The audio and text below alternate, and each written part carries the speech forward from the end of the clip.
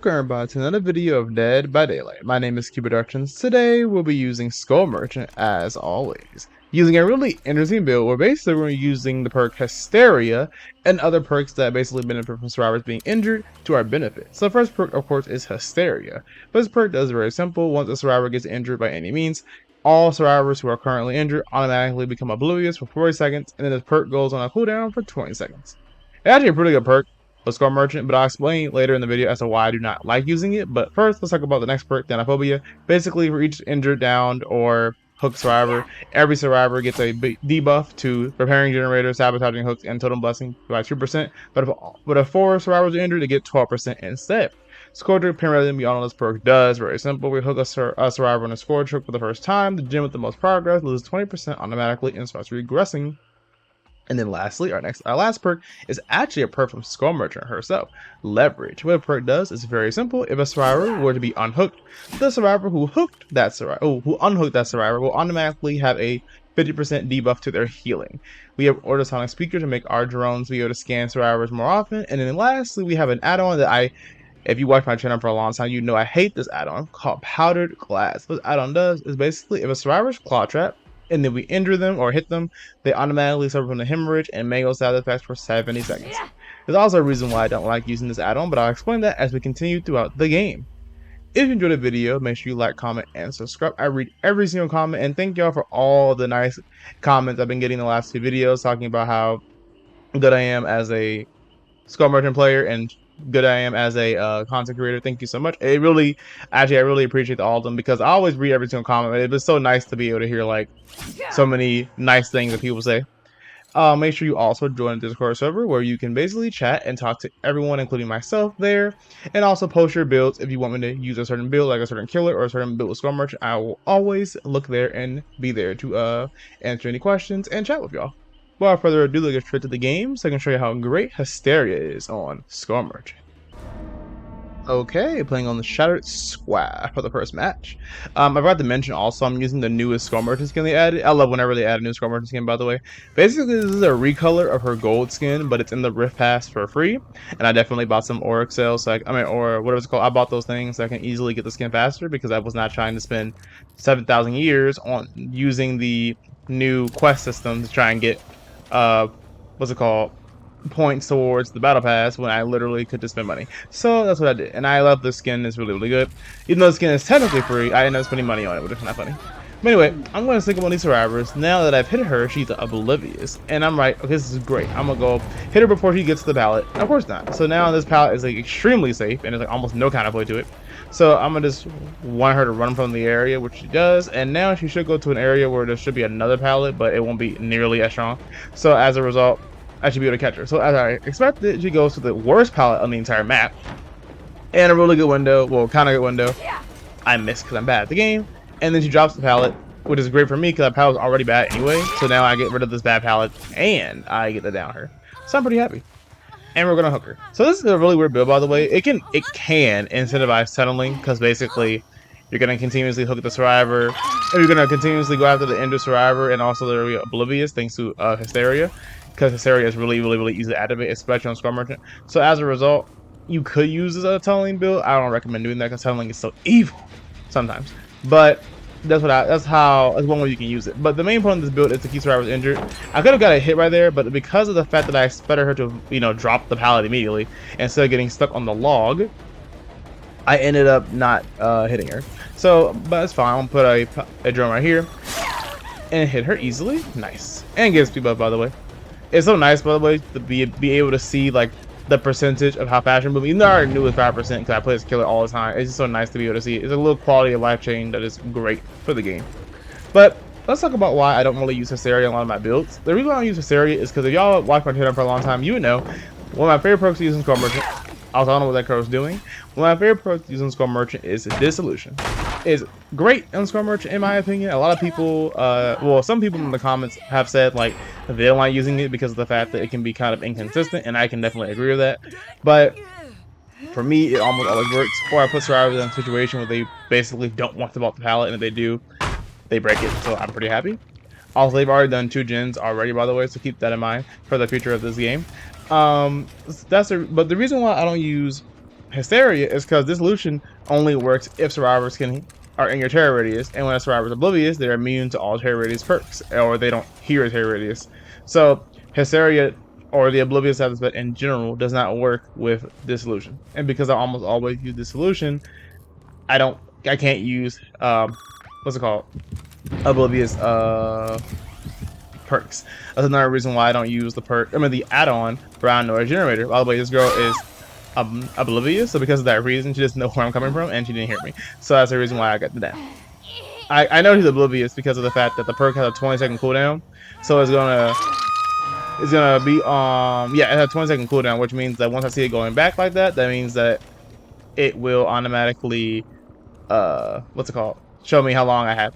So, or maybe I just untenable. I can't really tell for sure because I don't really use the perk very often, so I gotta look to see exactly what the image looks like, and then I'll know for sure. So I hit this girl. Yeah, I thought so. So basically, the perk icon on the bottom, as you can see, will activate for a total of 20 seconds, basically showing you the cooldown. Once you know it's 20 seconds has passed, that means that it's an additional 20 seconds where the survivors are oblivious. So because of that reason, she was definitely oblivious and did not know where I was coming from. This girl looped really badly, and I was really confused why. And it's because of the fact she had the side strike this entire time, so that as a result, I couldn't even hook her. Well, easily. So she's gonna draw the pallet. As I expect, drop the pallet, thank you. Now I can get rid of this pallet, but I'm trying to figure out how to loop this because it's kind of annoying. But she kind of messes up, so I just win. But it's kind of funny. But yeah, that's the first thing I want to talk about. That's the reason why I don't use Hysteria. It just, even though Oblivious aspect is really useful, it does not work with this solution. That's why I don't use Brown Noise Generator. I saw a survivor over there. I assumed they was going to go for a sabotage, so I just decided to just not even go near the hook. But yeah, that's why I don't use Brown Noise Generator also when I use this solution, because I learned the hard way that that does not synergize well together, which kind of sucks. But the second reason why I don't really use Powdered Glass, this add-on, I saw right there, I heard someone injured, so I assumed she was right there. Again, I could have spawned right there, but I thought the survivor was going to drop the pallet on me, but they didn't. I don't know why. But it's just so weird how they play like that. I expect a window vault, but she actually doesn't. And I was like, wow, I'm bad. So as a result, I am going to get mind game. But the thing is, there's nowhere she can go because the pallet's broken. So basically, she dead. But I wanted to bait out a dead hard just in case. But no, she just dies. Which is fine by me. Also, I realized that this perk, what's it called? Hysteria only works if you actually injure a survivor, not if they're down. Which is kind of sad. But it's fine. Either way, it works for me. But the main issue I have with Powdered Glass is the fact that basically Powdered Glass only works if a survivor is claw trapped and then you hit them. Meanwhile, I can just use like any other perk in the game, well, any perk in the game that automatically what's it called, makes survivors hemorrhage or mangled, or I can just use Sloppy Butcher, you know, the best perk in the game when it comes to doing that. So that's the reason why I don't really use Powdered Glass, 'cause I feel like it's obsolete compared to the other perks. I was gonna chase this girl, but then she used live when she vaulted the window, so I was like, I'm not even going to chase you. There's no point. It makes more sense to protect these generators than it does to chase the girl across the map. Because even though, yes, there are 3 gens left, there are still 2 survivors, and I haven't checked every single gen, like this room right here, which is about 25% probably done. And if I would have chased that girl and the chase would have taken a long time, that gen probably been like an 80%. So I decided to just make sure I chase this girl and down her. That's why I like to play really smart. There's a reason why I'm saying this. Is because the next video, spoiler alert, the next video is coming out is going to be only 1 game, but the video is going to be, well, a lie, it might be 2 games, but the video is going to be basically about me explaining to y'all why I played a certain way throughout a game, because the person sent me a message like, this is boring gameplay, and I was like, well, that's what happens when you die because you are bad. But I'm not going to spoil the surprise. You'll figure that out once I post my next video. But I'll have to explain my reasoning as to why I do certain things when it comes to all the gameplay. But it's the reason why we commentate videos. I thought I heard somebody, so I was like, let me go make sure. And I'm glad, look, because Dwight was trying to go for a flashlight save. So let's make sure we murder him. Now that Dwight is gone, I can go for the safe pickup. But yeah, that's the reason why I use Powdered Glass. Powdered Glass is not a bad add-on. Now that I've used it in this video and that I've thought about it more, it's not really a bad add-on. I just feel like the requirement for it is just not needed. The main reason why also I made this video is actually because I was actually watching a person play Skull Merchant. Rare sight, I know. And I was watching them play, and they actually were using Powdered Glass. And I was like, maybe I can make a build where Powdered Glass is actually useful. And this is why I made this build, because I was like, okay, Powdered Glass might be garbage, in my opinion, but I do want to try new add-ons that I never really use very often. I'm gonna check all these gens just in case the survivors are on them. Luckily, they're all like a 20% or less, so I'm not really that worried about them. But I see Dwight, and I'm like, what are you doing? And then basically I scan him to get my speed buff, so now there's nowhere he can go because he's gonna immediately die because, you know, I missed, I'm bad. So I should have said, there's no way I can lose this because of the fact that I move faster. Dwight's going to vault the pallet slowly for some reason. I'm gonna miss kind of bad at the game, and then grab him because apparently I'm just terrible at the game right now. I missed so many times with Scrub Merchant. It's kind of insane. Like I miss a lot, and it's weird because normally it's either auto aim or I'm just bad at the game.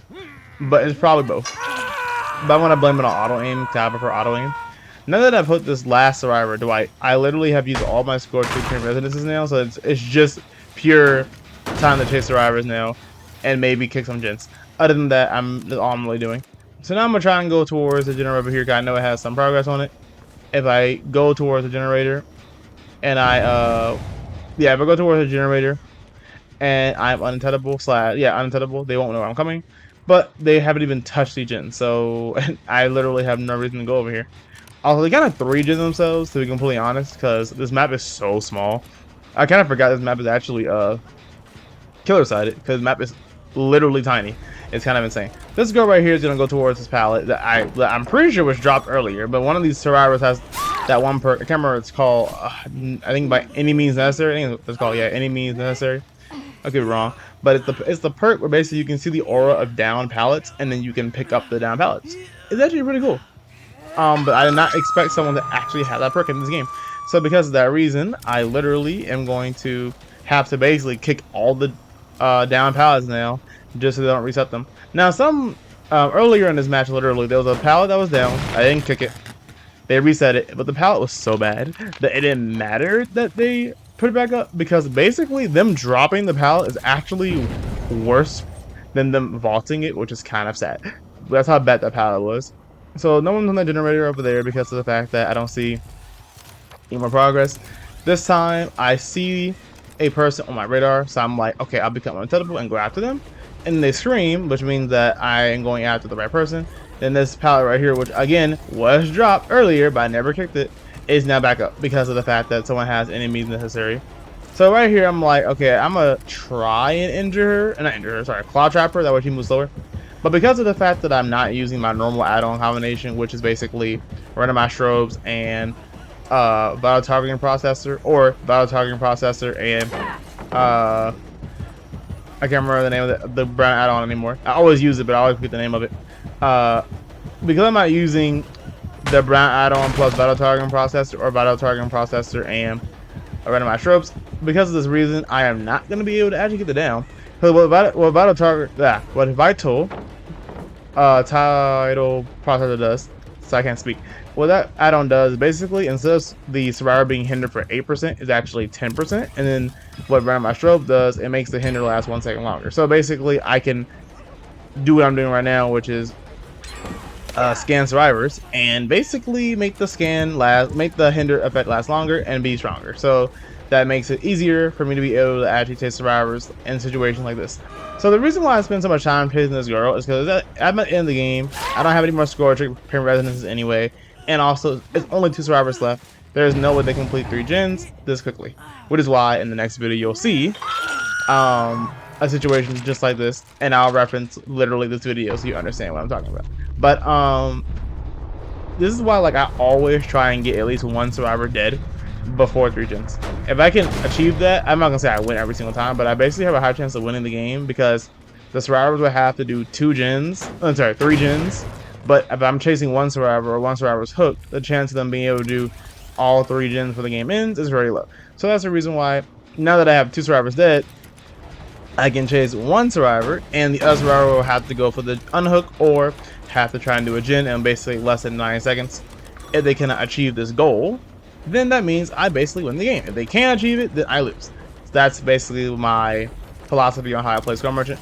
But it's why when people be like, you're tunneling, I'd be like, well, no one says it here. Also, I don't know why this guy does use a syringe, I'm pretty sure. So, like, okay. But the problem is he forgets that, like, he uses a syringe, but there's no pallets here. So there's not really much you can do, and it takes like 15 seconds for the syringe to activate, so he basically used it for no reason and lost the game, which is great. I don't know, syringes are such a weird gimmicky mechanic. I'd rather fight against a syringe than fight, well, I lie. I'd rather fight against neither a syringe nor a septic, but I'd rather fight against a syringe and a septic because a syringe takes way longer and a septic's more annoying. Because survivors would just use septics and then body block for their teammates, and I'm like, I get it, but it's like, and it's a weird, like, the endurance side effect is supposed to be used for like protecting yourself from being tunneled most of the time, but or protecting a survivor from being able to be like tunneled or hooked. But instead, it's like, I'll use this so I can annoy the killer. I'm like, why? Like, why are you able to do this? But also, I get it. You have a free hit. You might as well try and use it. But it's just like, why? Why? But anyway, we put the last guy. Dwight's dead. Now all I have to do is find this hatch, which is probably not going to happen because my luck is terrible. And hopefully, if I find the hatch, I can basically more survivor and hopefully get the most amount of blood points possible. But I'm pretty happy with what happened so far. I thought I saw somebody, so I had to check this locker. But actually, I didn't see them, I guess. And they're going to probably find the hatch because of the fact that my luck is trash. And there it is. So they found the hatch. But anyway, that was the first game of the video. But basically, we used Hysteria, and we actually got a lot of value out of it, surprisingly. So as a result, you can see, okay, he didn't have, oh, I lied. He did not have a syringe, actually. Unless, no, he did not have a syringe. Instead, he just used, no, he has a syringe because the medkit was gone. Yeah, he had a syringe. Okay, that's weird. I guess when the end game doesn't show the syringe because he used it, I guess. That's interesting. But anyway, that was the first game of the video. Let's go to the second game so I can show you how great Hysteria is on Score Merchant. Okay, playing on Mother's Dwelling. I hate this map. Literally, the Red Forest maps are the worst, probably, for Score Merchant. These loops are insane. It's so hard to see. The map is giant. The main building on this map is utter garbage. The hook spawn locations are terrible. Most of the time. The totem spawn locations are awful. Don't ask why somewhere there as 1 and 2. And then to make it all the more worse, the shack is still in the corner, and the gen spawns in this map are just like terrible. So basically what I'm trying to say is I hate this map because it's gigantic and Score Merchant sucks at gigantic maps. So right here, don't ask why I swung again. I basically am going to chase this guy because of the fact that I was like, okay, it should be easy. And I don't know what he's doing. I don't know if that was like a weird window tech or like a FOV tech. I don't know. But basically, he decided to crouch next to my body when I walked at the window and died for it. That's fun. So I'm going to hook him on the score trick. Probably shouldn't have done it, honestly, but like I didn't have any other hooks, so I had to. Now, I'm not going to spoil what happens in this game because I want you to watch. But basically, if you watch my last video where I talked about why I don't use in-game builds, this video will, this game in particular, will basically explain to you why. So, I went up the stairs slightly to bait the survivors to fall down, which they did. So now I should be able to get a quick injure on one of these people. And you can see there is a David over here. I didn't get the scan, so I don't get a C buff, but it's fine because I do get, because I technically did move that drone a few seconds ago. I do get a speed buff right after I hit him. So I should be able to catch up easily. Now, there is actually a survivor on this gen. And then she screams, but she's like, a Score Merchant player? Can't be. And she screams. I hit him with the tip of my blade. And now I'm going to hook him on a hook. Preferably not a score trip. And we're going to go right here. And boing. Now notice how, because of leverage and because of the fact that, no, it's leverage. Because of leverage and a little bit of xenophobia, it took that long for that Adam to finally get his get healed. Now I wasn't gonna try and not really camp the hook, but try and prevent the Fangman from actually going for the unhook. But the reason why I stopped, remember how I did say at the beginning of this game how I really hate this map and how it has the worst loops ever? That tower right there is one of the worst. I hate that tower. It's not even like that bad. It's just the window location plus the fact there's a stupid pallet right next to the window means depending on the angle that the survivor is at, the term can like ruin the entire thing for me. So I believe he had a balanced landing, so he's literally zooming across the entire universe, and I can't do anything about it. But because of the fact that he ran towards no pallet, it shows me he does not have windows of opportunity, which means he doesn't know where the pallets are on this map. Which means that I actually am gonna be able to hook him. Now I kind of got lucky that this random area over here has a dead zone. There's like nothing here, so because of that reason, I'm pretty happy. But notice how we've already hooked 3 survivors, and they haven't even done 1 gen yet. And keep in mind this map is humongous. So the fact that I'm doing this well is kind of insane. it either shows y'all that I know what I'm doing with Scrum Merchant, or it shows y'all that this build is pretty good. Because you kind of just keep injuring survivors, and they stay injured, and it takes them so long to heal that they're spending time healing instead of spending time doing gens. So right here, the David starts moving. I'm like, excuse you? And then he starts playing me a song, and I was like, oh, I'm so sorry. I didn't mean to kill you in the middle of your song. But part of me was like, listen, I understand you want to live, but like you're still at 5 gens, like you have a chance. But then I realized, wait a minute, he's on his second hook. So really, did he really have a chance to win this game? Probably not. So yay. So now all I have to do is find anyone besides Feng Min. And if I find anybody else that's Feng Min, they'll be on their second hook. And if I find David again after he gets unhooked, then that means that he'll be on his. Wait a minute, I thought I saw somebody and heard somebody. Because of this reason, I'm going to turn back around and I should get a hit right here. Of course, the tip of my blade. But I draw my hair just in case he tries to revolt, so I can get a little speed buff. But instead, he actually goes around, so I was like, dang it. He goes back towards the pallet, so I'm gonna scan him. Speed buff activates. I can see exactly where he is. I'm gonna try and scan him, but I realize there's no way I'm gonna make this hit. But I try anyway, because I just love swinging apparently. And then I'm going to see where he's going. He's at the top right, so we're going to try and catch him. But then I realize I hear somebody at the generator. So I'm going to, well, I hear the generator going off. So I'm like, either someone's up here or it's just really close to being done. So I'm going to try and fix that. And it's Feng Min. So Feng Min, the one character I didn't want to find actually, is the one I do find. So it should be an easy to kill her. But she lost this window. Remember how I said this main building is completely awful? I hate this. Oh my gosh, this main. This main building, it's so dumb. Like I hate this main building, and there's two ways. It's like 2 different versions of it too. Like it's just And then this loop is awful. Luckily for me, the Feng Min plays so badly that she does not get to abuse this annoying dumb loop. I hate this loop. It's because like I said, it's the fact that there's a window right next to the pallet. Now once the pallet's gone, the loop isn't that strong. But I just feel like it's just so annoying. And then with Scrum Merchant, you can't really scam people when they're doing rush actions, so it's just even more annoying. Like it just I hate this map. Anyway, there's not a rant about how bad I hate maps in this game, but speaking of maps, like I said in the last video, I planned to make a map tier list video, but because Scrum Merchant keeps being changed constantly, I just don't want to make a map tier list video and then just change Scrum Merchant back to like whatever. So because of the fact that I knew where this guy was, I'm expecting a dead hard, but it's actually no dead hard surprisingly, so he just gets down. Now, I believe this is his second hook, yes. And keep my only 1 gen so far, which is kind of funny. I expected a sabotage, so I decided to go away from the hook just in case. Because survivors can sabotage hooks faster than you can actually hit them, recover, and then hit them again, which makes no sense. But I guess it's a trade, so I guess it's fine. But it's still just like, why is that a feature? But whatever. So I'm become untuttable and catches David off guard. I should be able to hit him before he makes the pallet, but we have no idea. Let's find out. And of course not, because I did not get lucky. I literally hit like David and also Adam like 7 times with my M1, even though I was nowhere near them, and now I just missed. So right here, I just grab this guy because I'm just good at the game, and then unlucky Leon goes for the flash. I say very smart play, but because he's using scene partner, I believe it's called, he literally, or scene partner, whatever it's called, he screams, and because he screams, he can't flashlight me. So I got really lucky right there. So as a result, he didn't get a flashlight save, and he's gonna die because of the fact that he's in the middle of a dead zone because there's nothing here. Look, and I love that. He died in the same exact spot. There's literally no pallets here, and I love that. That's fun. Now he's on a second hook, and now every single person's dead on hook besides Feng Min. So because of that reason, I had to find anyone but Feng Min, preferably David, who was on the generator who was on the generator across the map. But now I'm going to use my unhittable status bet and try and catch the person up here off guard. But they're probably going to drop down. Yep, that's Feng Min. She dropped down. I heard her, which means that David's probably going for the save right now as we speak, if I had to guess. But because Feng Min, and I know it's Feng Min also, because Feng Min vaulted the exact same window she bought last time because of the main building exhibit. So I'm gonna go back towards gen over here, expecting there to be a David, but instead he's actually working on this gen.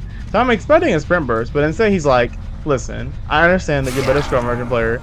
I'm going to give up. And I'm like, you know what? Understandable. You're at 4 gens and you still haven't done anything as Scrum Merchant and you have a map advantage. I get it. So I just down him in his life.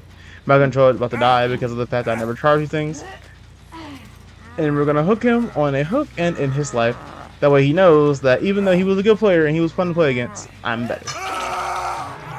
And that's what I was talking about when I said if you watched the last video where basically I talked about why I do not use in-game builds, my games go like this. I don't know why my games go like this. I'm like, Scrummer is not a good killer, and maybe it's because of the fact that I play her all the time, but it's just weird to me how I literally get so many games now where it's just I steamroll, and I love that. I love that so much, and I'm pretty sure y'all love watching it too. And this is so weird. And of course, I get another one of these really annoying what's it called, loops. And I feel like these loops, by the way, only spawn on this map. It's so annoying. Or maybe I'm wrong, but I feel like these loops mainly spawn on this map, and I hate it. It's either this map or it's like, no, the Yamoka Estate map. Both of those maps, oh my gosh, so annoying with loops. But anyway, of course they had a brand new part, because why wouldn't they?